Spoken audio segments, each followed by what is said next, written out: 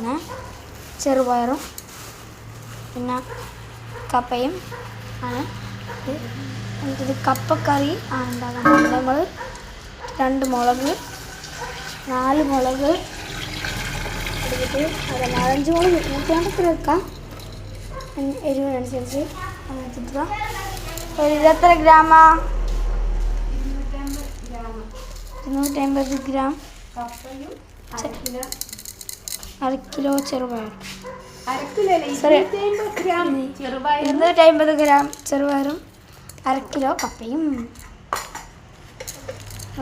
ചില നാട്ടിൽ അതിന് കൊള്ളി എന്ന് പറയും.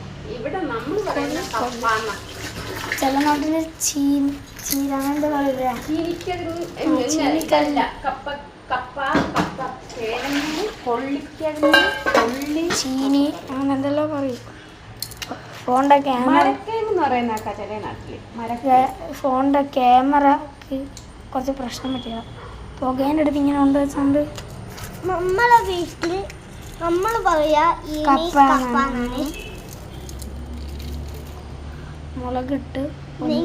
നിങ്ങളെ വീട്ടിൽ എന്നാ പറയാന്നൊന്ന് കമന്റ് ചെയ്യണേ.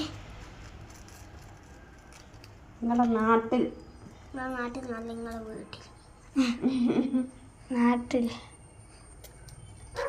കപ്പക്കിഴങ്ങാണോ കപ്പാണോ?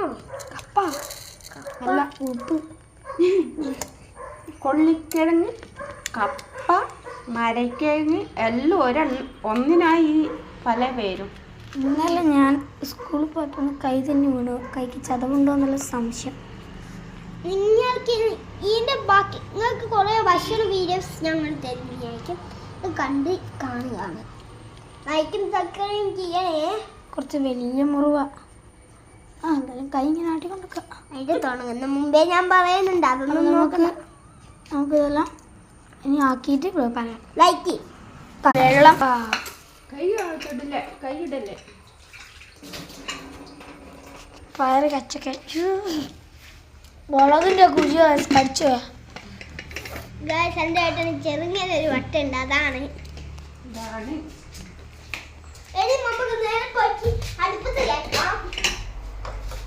കുക്കർ ആയതുകൊണ്ട് നമ്മൾ ഇത് എടുത്തിട്ട് അങ്ങോട്ട് മാറുന്നതായിരിക്കും. ലൈക്കും സബ്സ്ക്രൈബും ഷെയറും ബെല്ലൈക്കനും അടിക്കണേ. അപ്പം ബൈ ബൈ. ഇത് റെഡി ആക്കിയിട്ട് നമുക്ക് പിന്നെ ആയില്ല ഞങ്ങളുടെ പറഞ്ഞോ ആയിട്ട് കാണാം. നമ്മളിത് അടുപ്പത്ത് വെക്കാൻ പോവാണ്. ലൈക്ക് സബ്സ്ക്രൈബ് ഷെയർ ബെല്ലൈക്കൻ എല്ലാം അടിച്ച് പൊട്ടിക്കണേ. Bye bye.